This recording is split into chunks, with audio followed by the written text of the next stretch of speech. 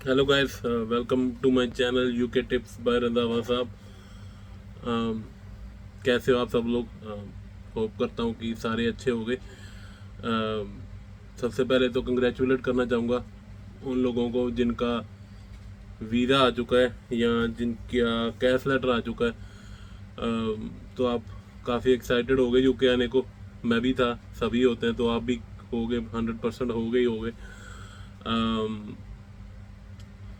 सो मतलब मैंने ऑलमोस्ट सितंबर इनटेक शुरू होने वाला है, तो काफ़ी लोग वेट कर रहे होंगे अपना वीज़ा की। अ, जिनका कैश लेटर आ चुका है वो अब वीज़ा प्रोसेसिंग में होंगे ऑलरेडी। कईयों का वीज़ा आ चुका होगा, तो सबको मतलब कंग्रेचुलेशन करना चाहता हूँ मैं। एक्साइटमेंट का लेवल तो मुझे पता ही है, ये तो बताने वाली बात ही नहीं। एक्साइटेड तो आप बहुत हो गए। तो आज की वीडियो में थोड़ी सी आपको आने से पहले आपको क्या क्या चीज़ें करनी चाहिए, एयरपोर्ट पे आपको क्या क्या चीज़ें पूछ सकते हैं, उसके बारे में बताने के लिए बना रहा हूँ। तो वीडियो को एंड तक ज़रूर देखना, लाइक और शेयर ज़रूर करना और चैनल को सब्सक्राइब करना मत भूलना प्लीज़। तो जिनका तो कैश लेटर आ चुका है जल्दी से जल्दी अपनी फ़ाइल लगा दें। जिनका वीज़ा आ चुका है वो ऑलरेडी तैयारी कर रहे होंगे कि क्या क्या चीज़ें पैक करनी है, क्या क्या चीज़ें लेके आनी है। अगर आपको कुछ डाउट है तो आप मेरे चैनल पे जाके, मैंने ऑलरेडी एक वीडियो बना के डाली हुई है जिसमें मैंने बताया था कि आपको यूके आने से पहले क्या क्या चीज़ें लेके आनी चाहिए।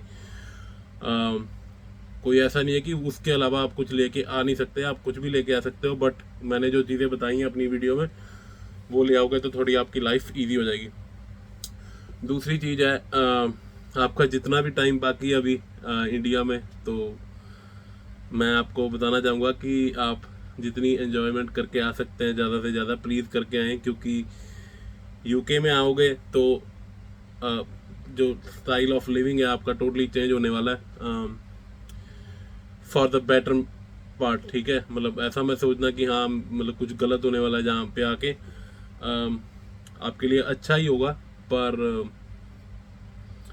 तैयारी तो करके आनी चाहिए ना। तो मैं आज की वीडियो इसी के बेसिस पे बना रहा हूँ कि आपको थोड़ा रेडी कर सकूँ कि आप जब यूके में आए तो आपको क्या क्या अपने माइंड में सेट करके आना चाहिए।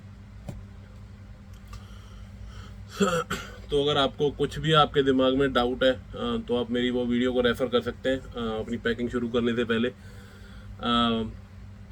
तो चलिए शुरू करते हैं।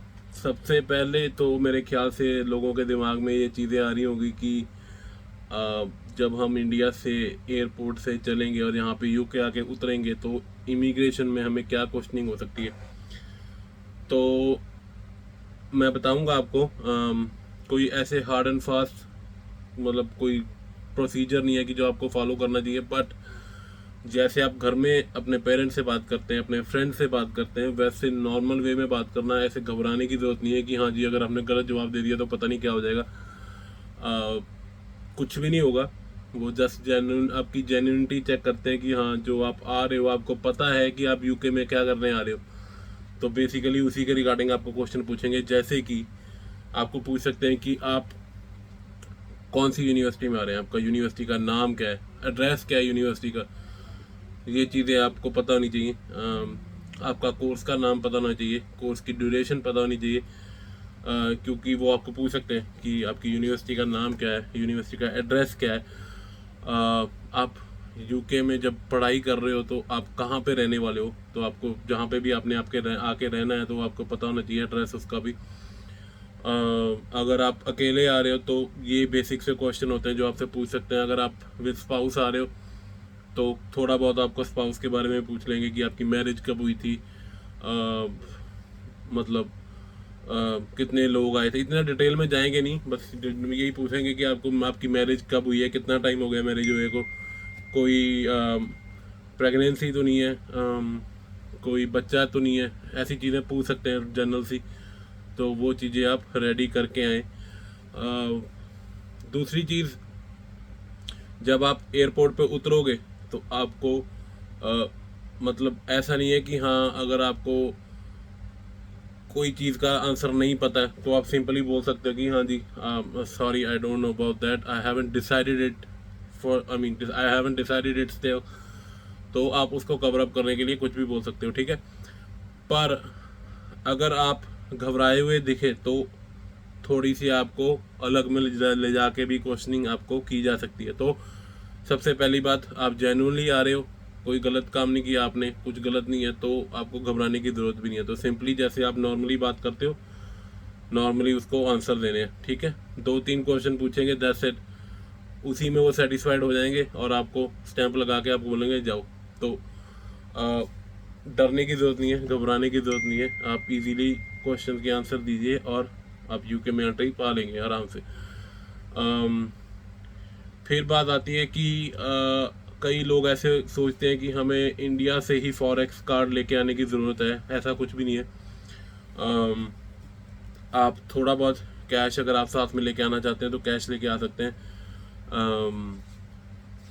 आपको कोई भी बैंक का कार्ड लेके आने की कंपल्शन नहीं है। अगर आप चाहते हैं लेके आना तो कोई मनाही भी नहीं है, बट ऐसे नहीं है कि अगर आप नहीं लेके आओगे तो आपका गुजारा नहीं होगा। आपका बैंक अकाउंट बहुत ही जल्दी खुल जाएगा यहाँ पे आके, तो आपको घबराने की ज़रूरत नहीं है उस चीज़ पे, ठीक है। आप सिंपली थोड़ा बहुत कैश लेके आओ और आपका आसानी से गुजारा हो जाएगा यहाँ पे। दूसरी चीज़ है, कईयों को ऐसे लगता है कि इंडिया से ही लैपटॉप लेके आए हैं हम तो अच्छा रहेगा। ऐसी कुछ भी बात नहीं है। अगर आपके पास ऑलरेडी इंडिया में लैपटॉप है तो आप वही लेके आइए, ज़्यादा खर्चा करने की ज़रूरत नहीं है। अगर आपके पास लैपटॉप नहीं है तो इंडिया से बाय करने की ज़रूरत नहीं है। यहाँ पे आओगे तो आपको वैसे ही स्टूडेंट्स को काफ़ी डील्स अच्छी मिल जाती हैं, तो आप यहाँ पे आके भी बाय कर सकते हैं। और बेटर यही रहेगा, अगर आपके पास इंडिया में लैपटॉप नहीं है तो आप जब यूके में आ रहे हो तो यहाँ पे आके अपना लैपटॉप बाय करो। इंडिया से लैपटॉप बाय करने की ज़रूरत नहीं है, क्योंकि यहाँ पे उन्हीं पैसों में काफ़ी अच्छे फीचर्स का लैपटॉप आप बाय कर सकते हो। इंडिया में वही लैपटॉप आपको काफ़ी महंगा पड़ेगा, यहाँ पे काफ़ी सस्ता पड़ता है जो आप लैपटॉप ख़रीदना चाहते हो। अच्छा, दूसरी चीज़ जो चल रही है बच्चों के दिमाग में, यूके के अलावा कई बच्चे मेरे से पूछ रहे थे कि भाई मतलब कनाडा अप्लाई करना चाहिए कि यूके। अगर आज की करंट सिचुएशन देखी जाए तो मेरे हिसाब से कनाडा अभी अप्लाई नहीं करना चाहिए, क्योंकि अगर आपने न्यूज़ वगैरह आप देखते हो तो आपको पता होगा कि कनाडा में ऑलमोस्ट 20 से 25 लाख फाइल्स जो हैं वो पेंडिंग पड़ी हुई हैं। तो वो कब क्लियर होंगी, कब जाके आपकी बारी आएगी। तो टाइम वेस्ट मत कीजिए। अगर आपने अभी +2 की है या ग्रेजुएशन की है और आप अपनी फर्दर स्टडीज़ जो है वो आप मतलब अब्रॉड में करना चाहते हैं तो ये बहुत अच्छा टाइम है यूके आने का। तो टाइम वेस्ट मत करो, जल्दी से जल्दी जिन्होंने अभी एप्लीकेशन नहीं की है। सितंबर इनटेक में तो मेरे ख्याल से आपको अभी जगह नहीं मिलेगी। जनवरी इनटेक में आप अप्लाई कर सकते हो। तो अगर आपके दिमाग में थोड़ा बहुत कन्फ्यूजन चल रहा है तो मैं वो क्लियर कर देता हूँ। राइट नाउ अगर आप चाहते हो अब्रॉड में पढ़ना तो कनाडा एक ऑप्शन नहीं हो सकती आपकी, क्योंकि अभी ऑलमोस्ट 20 to 25 लाख फाइल्स जो हैं वो पेंडिंग में पड़ी हुई हैं। और कब क्लियर होंगी, कितना टाइम लगेगा, अभी कुछ नहीं पता उसके बारे में। तो मेरी सजेशन यही है कि अगर आप सोच रहे हो बाहर पढ़ाई करने को तो कनाडा का ऑप्शन अभी आपके लिए अच्छा नहीं है। अच्छा, कई बच्चों के दिमाग में ये चल रहा होगा कि जाके वहाँ पे रहना कैसे है, क्या करेंगे, कैसे रहेंगे। तो घबराने की ज़रूरत नहीं है। ज़्यादातर बच्चे तो स्टूडेंट अकोमोडेशन ही लेके आ जाते हैं।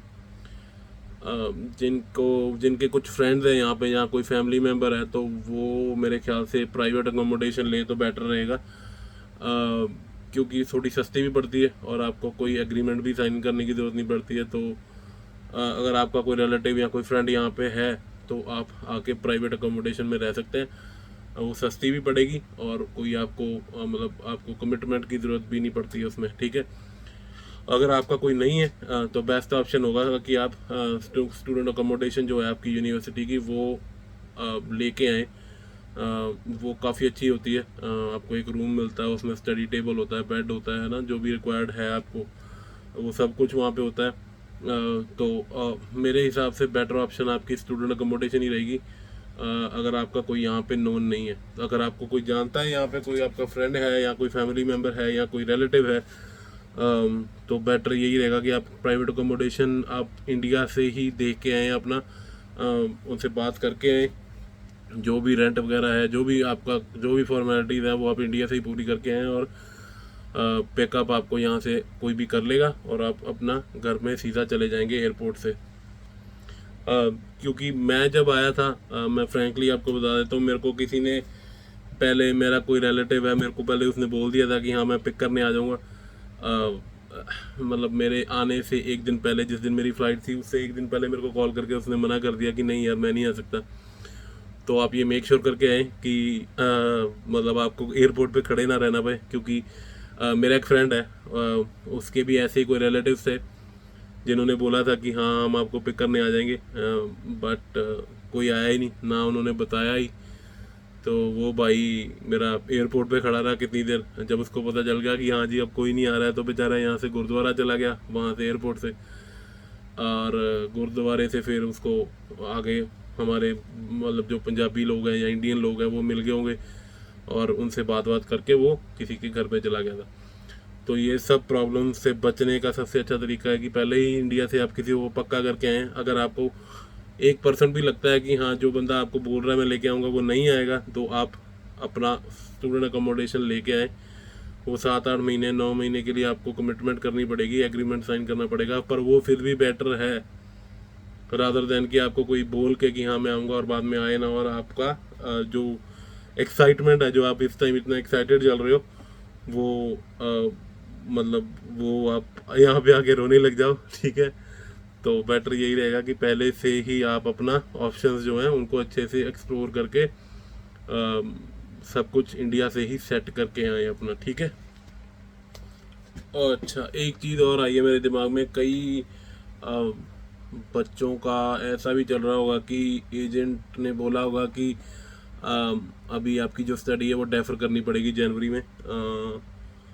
तो उनके लिए एक न्यूज़ है कि आपका, मेरे हिसाब से आप कुछ नहीं कर सकते, तो अपने एजेंट के साथ बिगाड़ना मत अपनी। अगर वो बोल रहा है कि डेफर हो जाएगी तो डेफर करवा के जनवरी इनटेक में आ जाओ, क्योंकि उनको मतलब है अपनी कमीशन से, सिंपल एज दैट, ठीक है। उनको अपनी कमीशन से मतलब है, आपसे कोई मतलब नहीं है उनको। तो वो आपको मतलब ख़राब करेंगे, कर सकते हैं, बट उससे बचने का यही एक तरीका है कि आप उनसे अपना जो रिलेशन है उसको ख़राब मत करो। अगर वो बोल रहे हैं कि जनवरी इनटेक में ही आ सकते हो आप, तो जनवरी में ही आना, क्योंकि आपकी आधी से ज़्यादा एप्लीकेशन अगर आपकी हो चुकी है और आप बोल रहे हो कि नहीं मेरे को अभी जाना है सितंबर इनटेक में ही, तो हो सकता है कि आपका वीज़ा रिफ्यूज़ भी हो जाए। तो जल्दीबाजी में अपना मतलब जो रिकॉर्ड है वो ख़राब मत कर लेना। एजेंट्स का तो आपको पता है, उनको अपनी कमीशन से मतलब है, उनको कमीशन मिल ही जानी है, चाहे सितंबर में मिले चाहे जनवरी में मिले। अच्छा एजेंट और क्या करते हैं, वो आपसे भी पैसे ले लेते हैं, कई मैंने देखे हैं। इंडिया में एजेंट ऐसे हैं कि आपसे भी बोलेंगे 1 लाख 2 लाख आप भी दे दो, और उधर से यूनिवर्सिटी से कमीशन भी ले रहे हैं। तो उनकी तो मतलब कोई उनके बारे में तो बात करने का मतलब ही नहीं बनता है। बट आप अपना रिकॉर्ड मत ख़राब कर लेना। तो मेरी सजेशन यही है, अगर आपको वो बोल रहा है कि अगर आपकी डेफर होनी है स्टडी तो उसको डेफर करवा लो, क्योंकि एक बार अगर वीज़ा रिफ्यूज़ल हो गया तो शायद नेक्स्ट टाइम जब आप यूके का वीज़ा अप्लाई करोगे तो हो सकता है कि आपका रिफ्यूज़ल फिर आ जाए। तो इसलिए अपना रिकॉर्ड अगर आपका क्लीन है तो उसको ख़राब मत करो। अगर आपका एजेंट बोल रहा है कि आप जनवरी में ही फाइल लगाओ तो उसको जनवरी में ही लगाना, ठीक है। अच्छा फिर कई बार बच्चे क्या करते हैं गलती कि वो मतलब ईमेल कर देते यूनिवर्सिटीज़ को। तो यहाँ पे अगर आप कॉल करोगे भी यूनिवर्सिटी को तो उसका कोई फ़ायदा ही नहीं होगा, क्योंकि यहाँ पे सारा कुछ ऑनलाइन है। अगर आप कॉल करोगे भी तो आपको डिपार्टमेंट बोल देगा कि आप सो एंड सो ईमेल पे अपना जो भी क्वेरी है आपकी उसको भेज दो, और वो आपको जवाब देंगे, और उसका जवाब पता नहीं कितने कितने दिन आता ही नहीं है। तो जल्दबाजी में, मेरे कहने का मतलब है जल्दबाजी में अपना रिकॉर्ड मत ख़राब कर लेना। वेट कर लो, वो ज़्यादा बेटर रहेगा, ठीक है। अगर आपका किसी का भी कोई क्वेश्चन है तो डेफिनेटली मुझे मैसेज कर सकते हो, आप कमेंट छोड़ सकते हो, और मैं ट्राई करूँगा जल्दी से जल्दी आंसर करने का। होपफुली मेरी वीडियो आपको अच्छी लगी होगी। प्लीज़ वीडियो को लाइक और शेयर ज़रूर कर देना, और जल्दी मिलते हैं एक नई वीडियो के साथ। Thank you.